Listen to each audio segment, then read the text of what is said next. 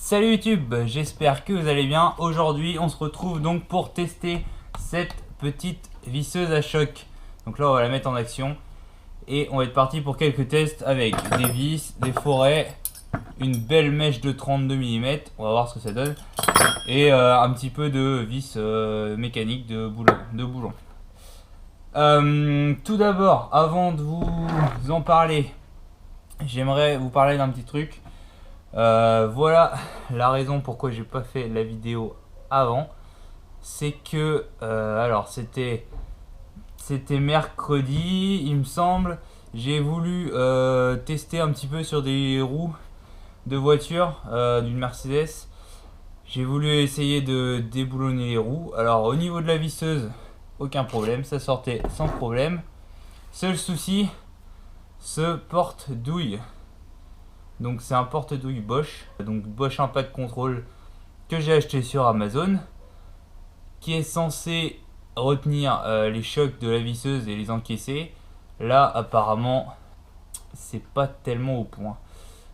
Sur la boîte du porte-douille, il n'y a pas marqué le maximum de Nm que ça peut encaisser, donc j'en ai aucune idée.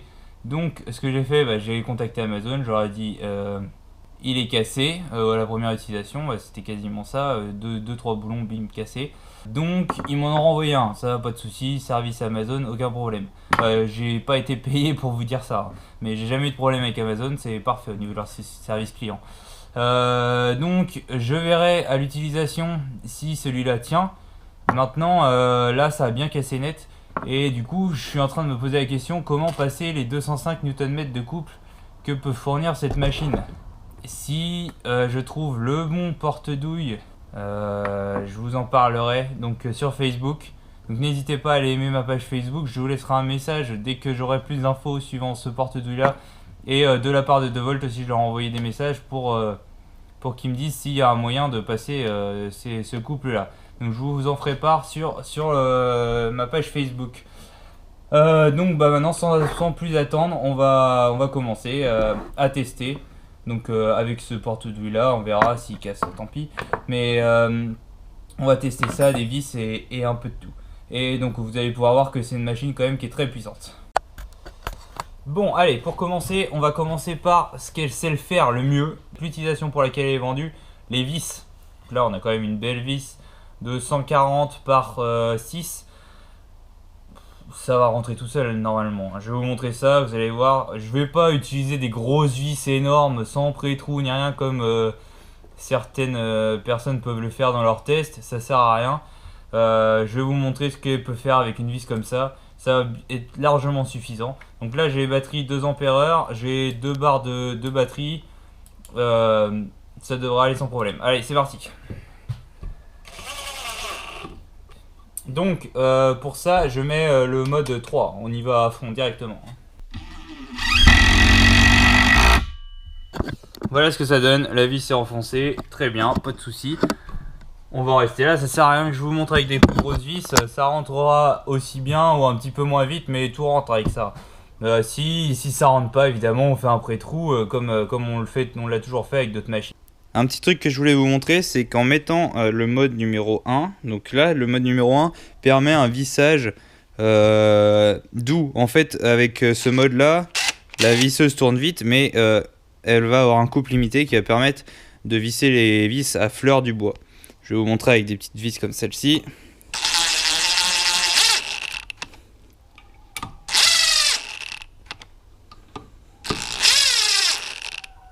Vous voyez, du coup, là j'étais à fond, hein, donc sur la gâchette, on est à fond.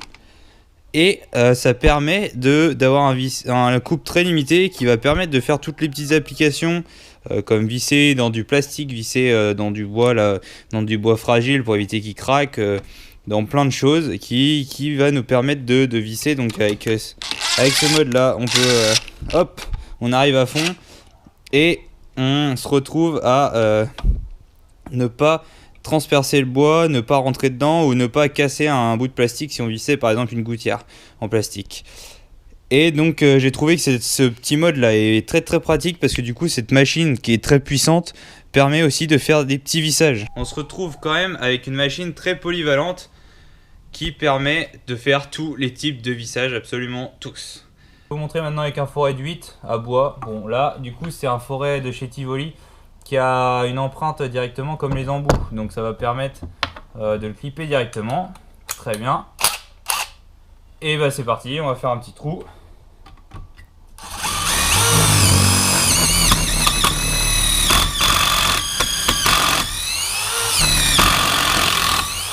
Ça perce super bien, pas de souci. Maintenant, on va passer à quand même du plus gros diamètre. Une petite mèche de 32 mm. Là, c'est la marque Irvine. Donc, elle est neuve, hein, donc elle est très bien affûtée, il n'y a pas de souci. On va voir ce que ça donne.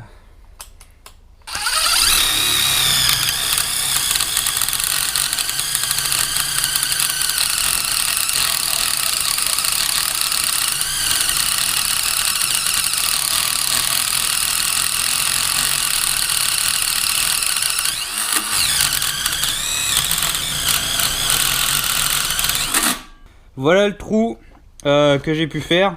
Comme vous avez pu le voir, le gros avantage de cette machine, c'est qu'on n'a aucun retour de coupe dans la main. Voilà, je dois avoir de la sueur partout. On n'a aucun retour de coupe dans la main, donc on peut faire ça à une main. Sur une mèche comme ça, normalement, il faut quand même se tenir pas mal. Sur une visseuse classique, on met la poignée et on y va.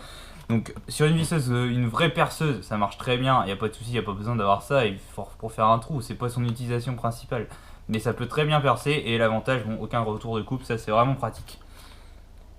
Au niveau des trous des vis, je pense qu'on a fait le tour, ça fonctionne très bien, vous pouvez le voir, c'est largement assez puissant pour ces utilisations là.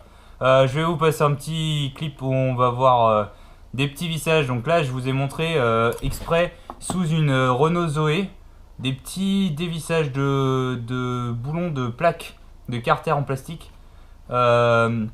Vous allez voir que même posée au sol, la visseuse peut passer sous la voiture et aller démonter le carter. Donc c'est juste pour vous montrer l'encombrement un peu de la machine. Et on va faire un petit essai avec cette douille là sur une roue de voiture. On va essayer et puis je vais vous montrer de quoi c'est capable.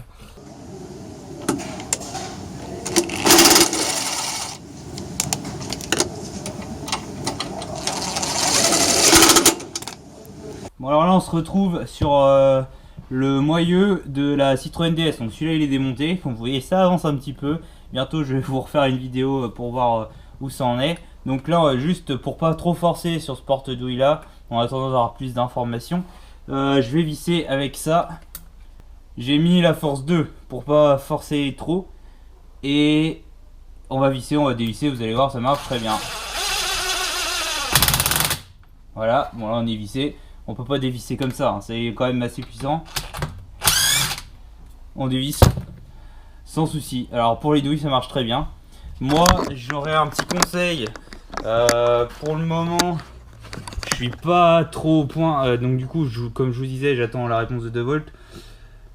J'irai pas tellement dévisser des boulons de roue. C'est dommage parce que je vous l'avais dit dans la première vidéo que ça pouvait très bien le faire. La machine peut le faire.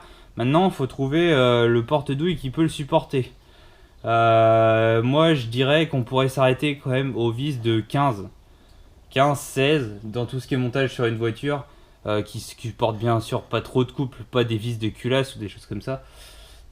Sinon, tous les petits démontages, les petits supports et tout ça, on peut y aller. Hein. Ça fait gagner un temps fou. C'est petit, ça s'aufile partout. C'est vraiment un super outil. Comme je l'ai vu dans d'autres vidéos, on me demandait de trouver un peu plus de défauts sur les machines. Là honnêtement pour le moment j'ai pas assez de recul pour en voir, hein. Donc j'ai pas trouvé de défauts pour le moment, tout est parfait, je suis très content. Par rapport à la concurrence Milwaukee, Bosch, tout ça, le prix est très concurrentiel et la puissance est très bonne. Donc le seul défaut ce serait ce porte-douille qui est pas au top, mais sinon tout est bien. Donc bien sûr si je trouve des défauts je vous en ferai part sur ma page Facebook ou dans une prochaine vidéo où je l'utiliserai, je vous en parlerai, il n'y a pas de problème. Je veux être transparent avec vous là-dessus. Donc voilà, donc cette petite vidéo de test est maintenant terminée, vous avez pu voir de quoi c'est capable.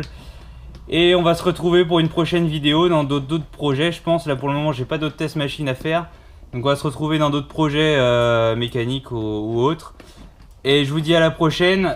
Si cette vidéo vous a plu ou si si ce type de vidéo vous plaît, n'hésitez pas à me le signaler et n'hésitez pas à partager la vidéo avec d'autres personnes qui seraient intéressées par ces machines. Et bien sûr, n'oubliez pas de mettre un petit pouce bleu si ça vous a plu, ça me permettra d'être mieux référencé et un peu plus connu à travers YouTube. Donc, on se retrouve la prochaine fois. Allez, à la prochaine!